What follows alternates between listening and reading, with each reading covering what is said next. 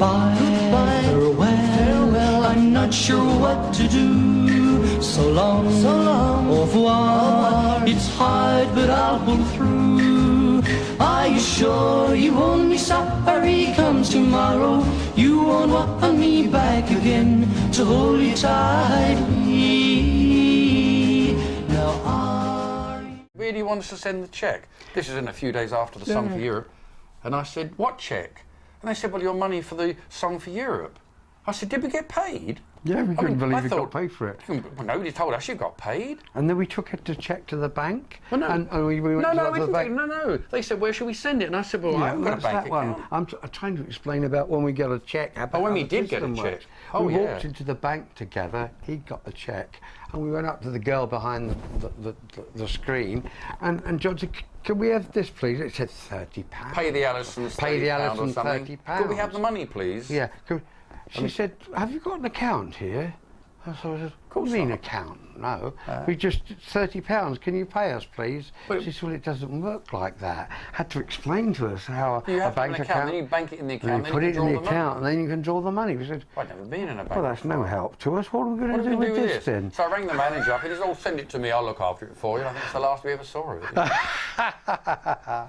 Wow. I'll make sure you've got something to be going on with. Something to be going on with, you know. Next time, I mean, if we'd given £10, we'd be like £200 now. Oh, I know. Wow, look at all this. Right, cracky. Manage with this. Do you want £3, Mummy? I can give it to you. I go to the post office and break it out of this. You know. Hey, wonderful day. Well, and then the record just kept. 4 weeks later, we were in France doing the Eurovision. Oh, yes, we flew out. They sent us the tickets. Oh, that's and right. I think a chauffeur-driven car picked us up and drove us to the airport. Yes. And then when we got there were all these crowds of screaming women and girls. And Philip's Records had set it up. Yes, that's right, yeah. We thought when we got to the airport, actually there's a waving place where people still go, I think, to see planes and see them. Had you ever flown before? Once before. We'd been to when we Vienna. went to Vienna, of course. Yeah, just once before. Oh, of course, yeah. We'd been to Vienna. So we had flown before, yeah. But when we got to the airport, there were all these girls sort of screaming and waving with banners, and we thought, good luck this to is the all Allisons. good luck to the Allisons. We couldn't believe it. We thought it was sort of spontaneous. Where did this come from? But later we found out it was the record company. Yeah, they shipped out a coachload of girls from the factory. Girls from the factory and that to see us off. All right, there's nothing wrong with that. It was great, but... well, this is all new, sort of contrived publicity. And at the same time, didn't Gerald Marx give us their silver disc? At the airport? At the airport. Yes, we had a photograph taken. We've got a picture somewhere. Yeah, Disc Magazine got its own publicity by awarding a silver disc to anybody who sold 250,000 records, and we did that in 2 weeks. So they awarded that to us and presented it to us and had photographs taken at Heathrow Airport. Heathrow Airport, yeah. And there was nothing in between until you sold 1 million, and then the record company gave you a gold disc. Well, we didn't even anticipate that, you know. We did get that in the end. But anyway, that was the photograph taken before we went, and then we got on the plane. I thought, whoa, this is exciting. What are we going to do when we get there? Talking of discs, I don't know if you want to take a very short break. I can go and get the gold disc. We might talking about it. We might be able to do it in a minute. Yeah. So you got on the plane. You've got no. Well, where are you going? We flew out to Cannes. Well, yes. I don't know where. No, Nice, actually. We flew to Nice. Oh, right. Yeah, and not on the way out, but when we came back, we were on the flight deck, didn't we? We thought it was very exciting being on the plane.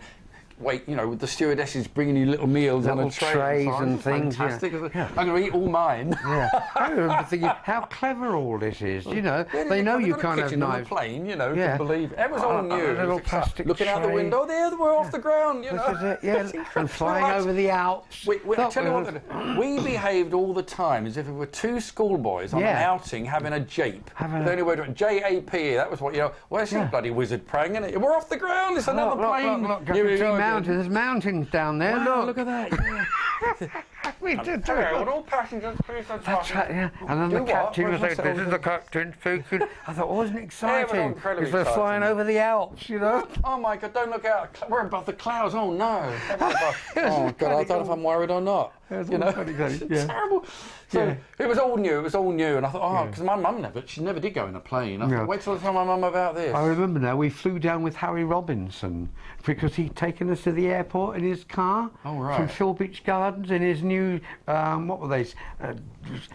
French car. French car that rose up and down with the independent suspension.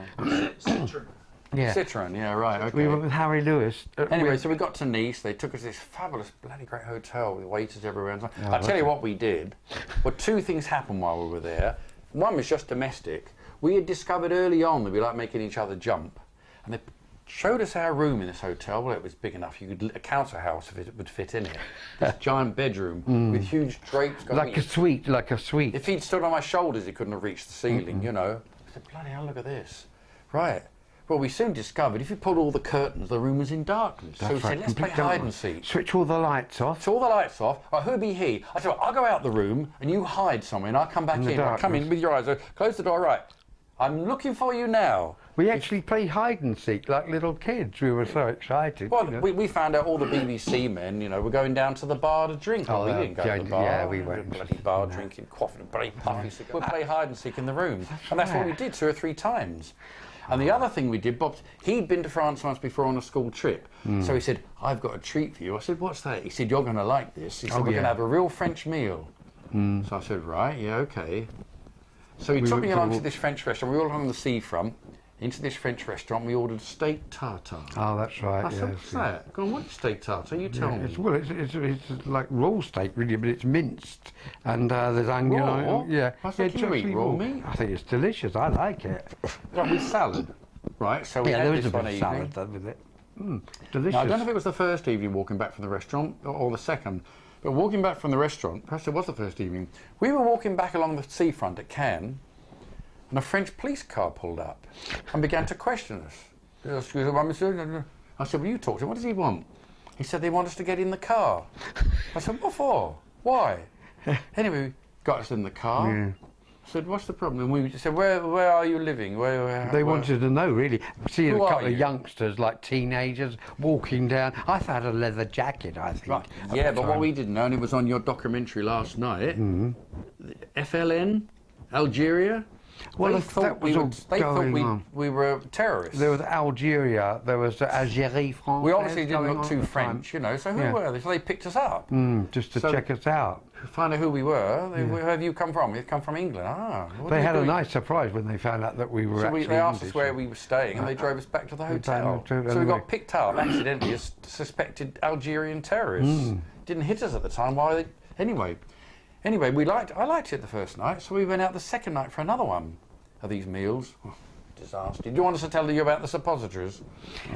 There are some things I don't know whether they can do on Well, camera. they can edit it. They can be edited, Right, can't we'll it? tell Yeah, the I truth guess. then. Well, Well, tell the truth. the very next morning, we both began to have stomach pains. I was rolling about in agony. He had terrible diarrhea. He was always on the toilet. I couldn't go. And I began to really feel like collapsing. My head was spinning. I was feeling sick and ill. I tried drinking water, couldn't keep it down. Tried taking an aspirin, sick.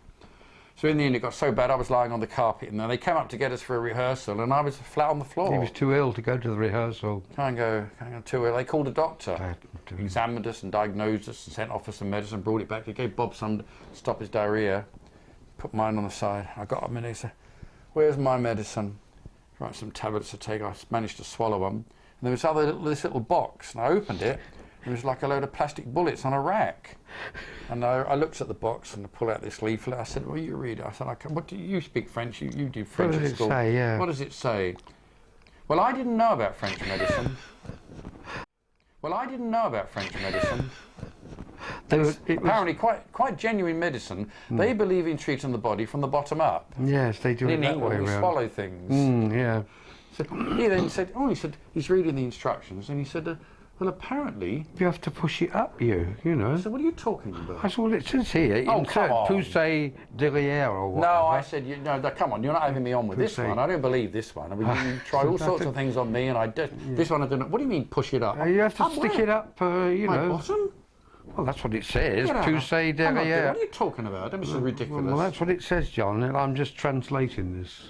So, you do what you. What he's you seen, have I to said, do. you're not joking? I'm not joking. It's serious. It says it there. wouldn't have- Look, I played the poussez version. says push. Upward, derrière. It is a bit big. I don't think Which I means could push swallow it up your. Okay. All right. I'll try now. I'm so ill. I will try anything. Yeah, that's what it is. It's a So I said, suppository. it's a big bathroom. You could live in the bathroom. I said, no, you're not coming in. I shut the door. You shut it. Anything happened yet? I said, hold on a minute. I've got to get the bloody thing up first. I looked at this thing. I thought, I don't believe these French are dirty, disgusting people. They said, better bloody work. Sod this, we've got to go and do the show. I can't do the show unless I do this. I'm going to have to do it. Is it in yet? I said, shut up, go away. I ain't going to have to shout at him. So I got myself in position. I eased the thing in. It's uncomfortable. Anything happen? I said, shut up, will you? He said, perhaps you ought to strain a bit. I said, oh, these terrible pains. He said, well, strain a bit, strain a bit. So I strain and it shoots out, plop in the water. He said, anything else? I said, yeah, it's come out. He said, put another one in. He said, no. I said, I don't believe what you're telling me. You must have to rub this on your tummy or something, you know. Let me look at the instructions. I'm a draftsman. I'm an engineer. I know how to read instructions. Give it to me. So he passes me. He said, well, there it is. It says it on the... So I unfold the leaf and I look at it in the light. I said, you stupid fool, it's in a plastic case. Yes, it shows like a bullet. Feeling like... You've got to unscrew it and pull it and push it from inside. It's solid paraffin wax. I said, you bloody fool. I've pushed the whole thing on my bottom. the its plastic case. I said, no wonder it bloody hurts. You sod off. I said, I'm not trusting you anymore. That's the last time I ever... Let anything else in French, I want to read it too. Yeah. I said, get out of the bloody bathroom. Well, I said it was right about pushing it up. I'm on my knees, and I pushed the bathroom door shut, and I said, you're not coming in. Here we go again, a second time, and I'm really feeling so ill. I'll try anything. Tell me to wave my arms out the window and call for dragons. I'll do it, you know. So I said, I took myself in position. I eased it in. Oh my goodness, how much easier solid paraffin wax is. Yeah, with no plastic case, it would be. And I push it in as far as my finger will push it, and I sit down gingerly, and I wait, and my tummy's hurting, and my head's spinning. He's going, anything else? I said, piss off. He said, and I'm just thinking, I wonder if I ought to strain, and suddenly my stomach and my ears go, whoosh, but it happens. Oh my goodness, I'm holding on to the side of the bloody toilet. It's truth. The bloody French have got it right. It works. It worked. Oh, I nearly collapsed. He said, did it work? I said, yeah, it's incredible. He said, have you been? I said, because I certainly bloody have. It's truth. Of course, I'm incredibly hungry. I haven't eaten for 24 hours, you know. No more, I'll never eat it again. I told him that. I said, I will never, ever. That must have been that bloody raw meat. I'm never eating that again. Sod you and your bloody steak tartare and your vinaigrette. And, bloody French. One of their peculiar, the French. Perhaps that's why they eat frogs or something. I said, helps them get moving. Frogs, legs and all that stuff. Somebody probably came up to the room and said, oh, how are you two boys? You know, there's another rehearsal called for tonight. And Bob said, oh, I'm feeling better. I've stopped having diarrhoea. And it's worked for John, you know. I said, I'm feeling very weak and washed out. I think I can manage it, you know. So what got into the press, apparently, is the Allisons missed the first dress rehearsal because they both had stomach problems. Yeah. And that was as much as we ever told anybody. Yeah. But I was pretty shaky, you know, and then we got ourselves dressed and we were taken down to the dress rehearsal, a second one, and we did it, you know, did the rehearsal okay. And then the actual contest was the next day. Thank goodness we had a few days grace to fit all that in, you know. That was my first experience of French medicine. I just never got into the press at the time. I was too embarrassed to tell anybody what had happened. I couldn't believe it. It's a shame, really. It's a shame. It would have been now. They'd be boasting about it. Yes, exactly. Mick Jagger would say, oh, I shoved his thing up my arse, didn't I? You know. Yeah. Oh no, not two choir boys from Fulham. People were very delicate in those days. I can't remember. I think I must have told my mum about it. She said, I couldn't believe it. Yeah, but the French believe in that. It's got a name, I think. They do. They're suppositories. They do use them. Well, it gets straight into your intestine. Yeah, they do use them, you know. Yeah, for all sorts of things, apparently. I knew that, you know, with my friends in Paris and that. The wife's always, you know, Jacques' wife was always using them. You know, it was a standard joke sort of thing. And if she ever saw anything that shape, you know, in a graveyard or something, she'd say, oh la la, look, les suppositoires. Well, that's what I mean. There's something peculiar about them. They've got this lover pushing things up there. Yeah, pushing things up there. You know, we don't like it, do we? I don't like the idea. I'm messing around. Yeah, it's a bit dirty, you know. Yeah, take tablet instead. Yeah, something fairly modern and scientific. You know, yeah, take a tablet. Approaching your body from the other end. But that's how everything finishes down. What are you talking about? Thank goodness they didn't say to me, stand on your head while you do it. I'd have been bloody lost, you know. I'd have needed two acrobats to help me. As you can tell, we've had some wonderful, in those years. Well, I wouldn't call it a wonderful experience. No, some wonderful adventures, good times.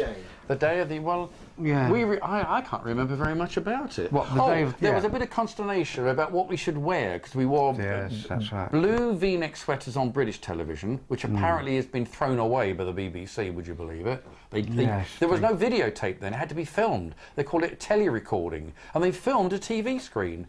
Well, I don't know, I have at times attempted to track it down, but it's possible. They put everything in skips, things they didn't think they wanted anymore, and invited people to help themselves. So it may be around somewhere, you know. But we then had the choice. So they said no to the sweaters. It doesn't look professional enough, not for the French, because it was now a French producer. Yes. And then we had to either wear a dark evening suit or a white tuxedo. Yes, I see. So what did we wear? We went dark evening suit, dark evening which suits. we rented. We hired from Morris Angels in Cambridge Circus. Yeah. I've seen a photograph of us, and it says the Allisons singing in the Eurovision, and it's not, because we didn't sing with white suit jackets No, on. we didn't, That no. must have been a rehearsal photograph. A rehearsal, yes, perhaps, yeah. Yeah. But we looked quite good in that Eurovision, in our evening Yeah, suit. We looked quite yeah, smart. yeah, it didn't look too It's on bad. YouTube now, you can see it. It's all, you know, documented. But anyway, we didn't get such a fortuitous position for singing, but we were about halfway through, weren't we? And somebody said to us they thought the French tried to sabotage us, because the Frenchman was saying, no, don't go yet, don't go yet. And we heard the intro, and I said, well, that's our intro music. And he said, no. And we looked out, and they were starting, so we ran down the steps to get to the microphone. I'd only just made it, so I wondered we didn't tumble down the steps. Harry Robinson is up, and the guy says, "Are you sure?" From the Allisons. Allisons. We got to the microphone, and once we became the breathless Allisons. Yes, that's right, yeah.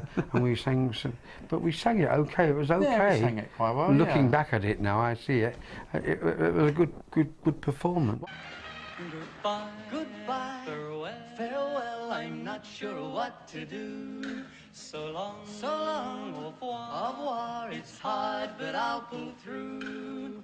Are you sure you won't be sorry comes tomorrow? You won't want me back again to hold you tightly. Now are you sure it's not your foolish heart that you won't grieve if we're to be apart? You will see as time goes by, we'll grow lonely, you and I, dreaming of each other, and we'll cry. Goodbye, farewell, I'm not sure what to do. So long, au revoir, it's hard, but I'll pull through. Are you sure you won't be sorry comes tomorrow? You won't want me back again to hold you tightly. Just stop and think, it's your decision now, for you're the one who went and broke the vow. You'll be sorry, wait and see, spend your life in misery, wishing that you had returned to me. Goodbye, farewell, what is there to live for? Before you go, just think now, are you sure? Are you sure you won't be sorry comes tomorrow? You won't want me back again to hold you tightly in my arms.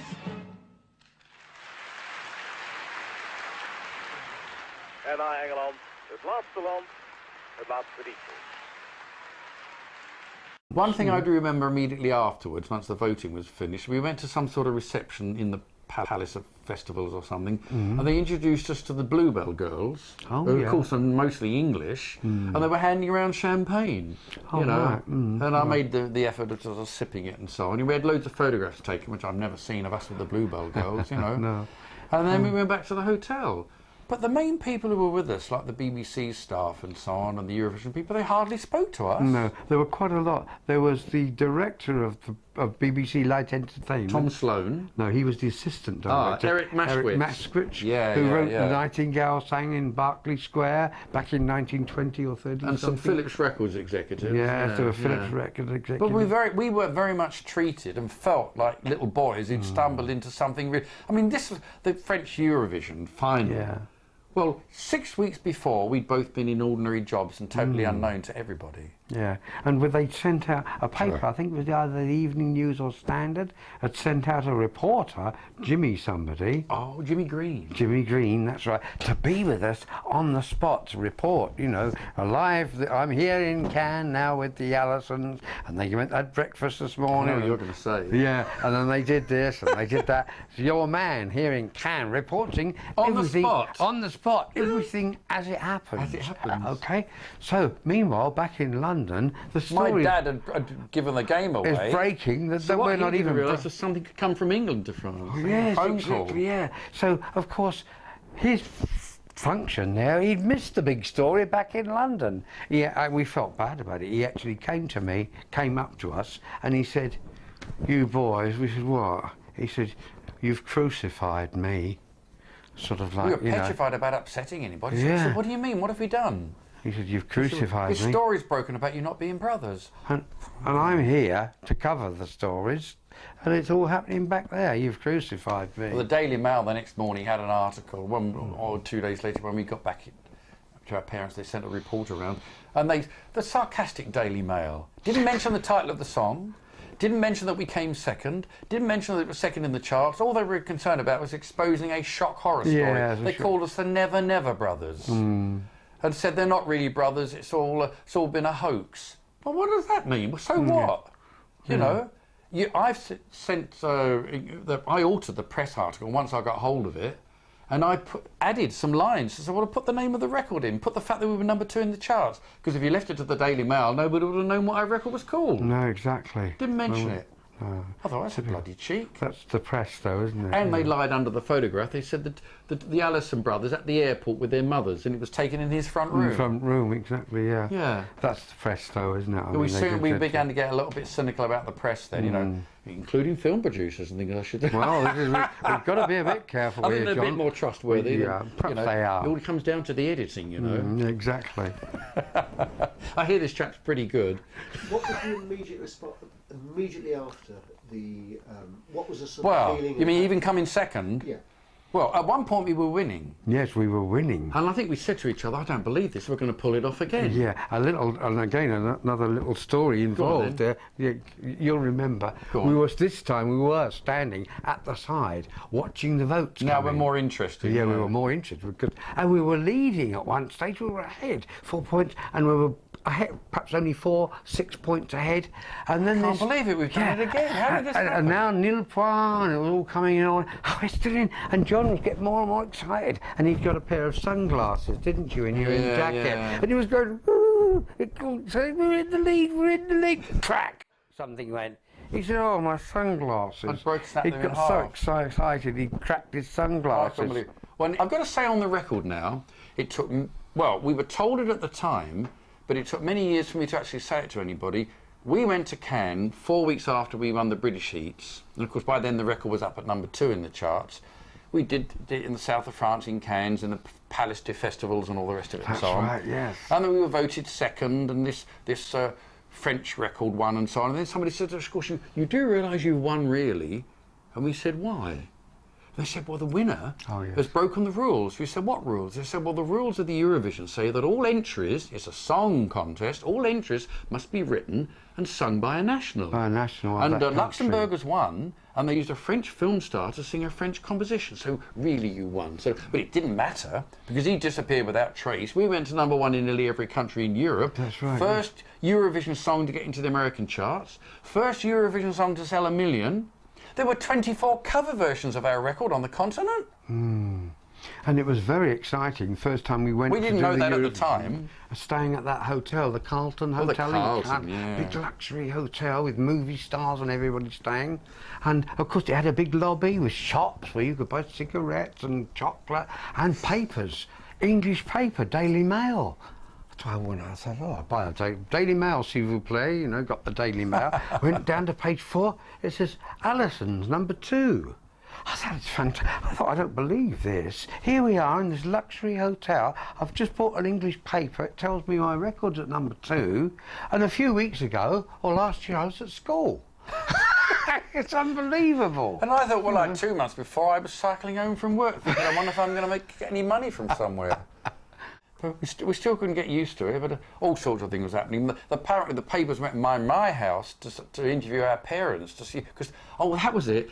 Accidentally, because we'd called ourselves the Allison brothers, we gradually began to realise that everybody spoke to us as if we were brothers. Assumed that we were brothers. And then we said, what should we do? Should we tell them we're not brothers? So how are we going to disabuse them of this? How are we going to say, well, we're not really, you know, a bit like when I was at work telling the boss I won't be there.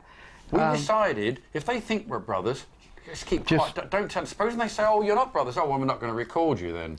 So don't do anything to risk what's happening. No, you know, let it so all we happen. We can tell them afterwards. You know, and it all happened while we were in France. The papers went to my house, and my mum had gone round to Bob's house to watch the Eurovision on his mum's telly.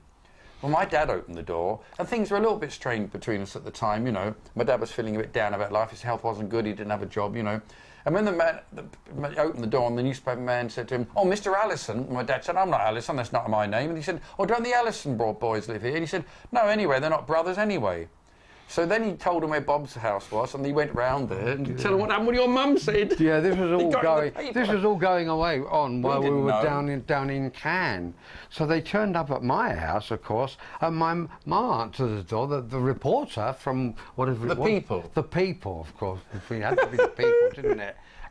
Rang the bell. My mum answered, and he said, "I understand that the Allisons don't live here," or something like that. Well, they're not brothers. Oh, they're not brothers. So my mum panicked. She shouted back to somebody, to her. To my mum, I suppose. To your mum. He knows, she gasped.